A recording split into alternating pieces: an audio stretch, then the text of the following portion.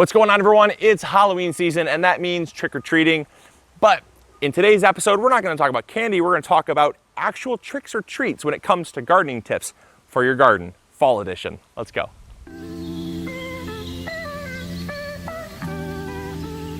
So when it comes to the tricks are things that I've seen online, whether they be on social media or just in blogs and articles that are just either flat out not true or they're going to be a waste of your time. They're tricking you, right? Not in the case of, sometimes we hear tips and tricks, we think, oh, that must be a good thing. No, the tricks are things I want you to avoid, and then the treats are things I want you to apply to your garden. They're things that will actually help you if you apply them. And so this is kind of just a fun twist on trick or treat. The first trick is when it comes to pumpkins. I can't even believe this even exists. It has to be the biggest waste of time I've ever seen in my entire life. They say when you carve your pumpkins with scary faces and put them around and decorate them like a scarecrow. Now, while this is great for decoration, they said that the reason for doing this is it's going to scare away things like deer and other animals that are coming into your garden.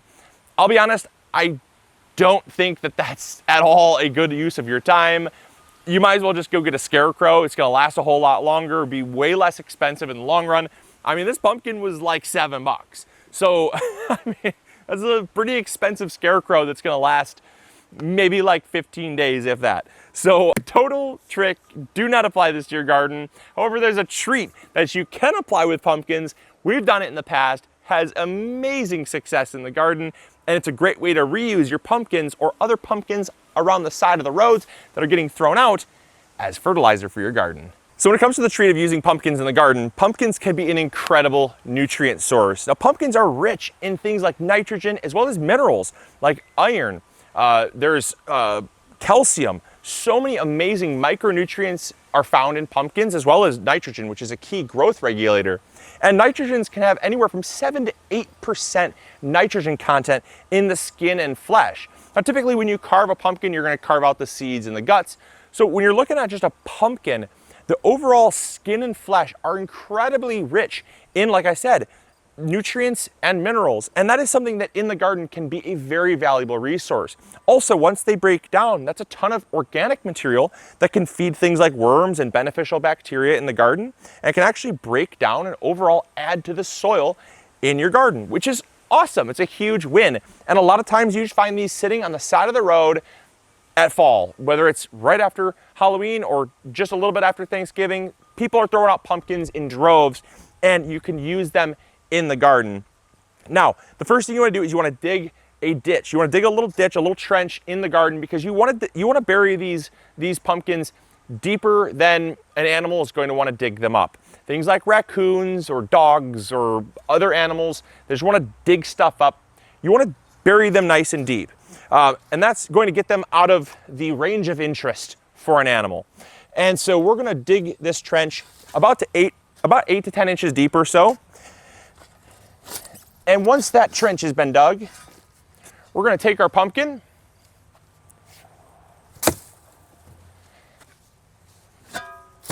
and we're going to split it in half, or in this case, just smash it up in chunks.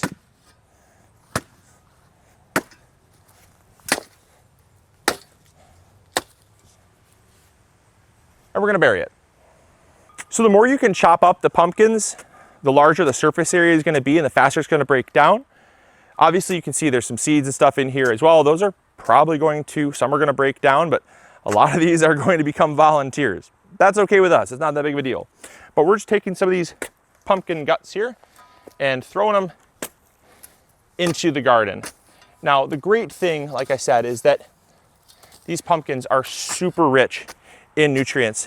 And because pumpkins are such heavy feeders, they naturally are going to take up so many more nutrients. And because it's a free resource, these can be an incredible resource in the garden. Now, the final thing is you can also use these as multi-purpose. You feed these pumpkin guts to animals like chickens. They can actually consume all the pumpkin guts. That's a deworming agent, helps to actually improve the overall health of your chickens, which is awesome. But you can also feed them to things like whatever. I've heard people feed them to goats. I've heard people feed them to pigs. But then obviously that is going to then turn that into fertilizer, which is also another very beneficial resource.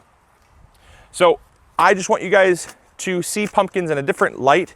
When you see them on the side of the road, see them not as a waste product, but treasure, because one man's trash is another man's treasure.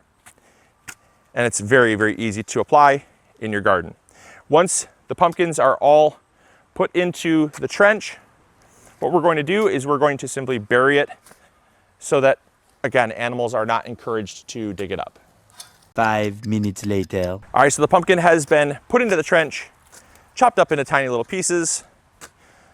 And then now all we're gonna do is just take our dirt and bury it. Really, really simple.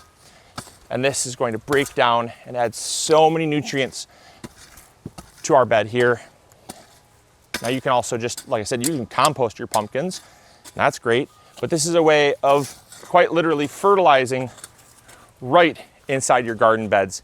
And now next year, this whole section is going to be super fertile, super nutrient rich, and ready to grow some amazing plants.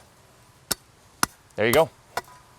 The next trick that I've seen with fall gardening that a lot of people throw around is adding fertilizer to your beds. Now, the reason why this is a bit of a trick is because the idea essentially is throw fertilizer on your beds so that come spring, there's fertilizer for your plants and it reduces your workload. Now, sounds good in theory, but it's a bit more of a trick because if you're throwing fertilizer on your beds, fertilizer is very concentrated in nutrients and should only, in my opinion, be used on plants that are currently growing, because otherwise what you're going to do is you're going to be throwing money away.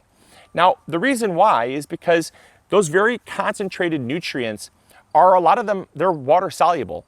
And what happens if you apply them over winter is you get snow. When the snow melts, it turns to water and it drains through your soil. And when it drains through your soil, it basically attaches to things like nitrogen, phosphorus, potassium, trace minerals, and it drains through your soil in a process called leaching, meaning you're losing nutrients throughout the winter. Come spring, when it rains, the rains is water, mixes in with the nutrients, and it runs through your soil. If there's no roots there to attach and hold the soil and nutrients in place, it's going to be lost, or at least a good majority of it's going to be lost, meaning you're just wasting money and you're essentially just burning money, which I could find a lot of other ways to spend money than just throw them on my beds, hoping I might have some in spring. I would much rather apply something like a finished compost to my soil as a mulch and just hope that over time that slowly breaks down, amends the soil, and softens the soil. Or what about a cover crop? A cover crop could be grown, could actually be applied to the garden as like a cover crop to not only provide fertility, but protect the soil from erosion and soil degradation. And then in the spring, you chop and drop, it breaks down, decomposes, feeds the soil, and protects the soil, and it does not cost hardly anything. That's why adding fertilizer to your beds is a bit of a trick. But here's a treat.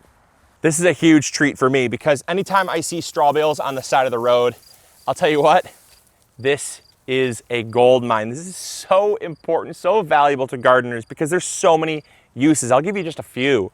We use these in our beds in a process called core gardening. Core gardening is a method of gardening that basically uses organic material as a sponge to hold on to water in the soil so that our plants can uptake it throughout the growing season.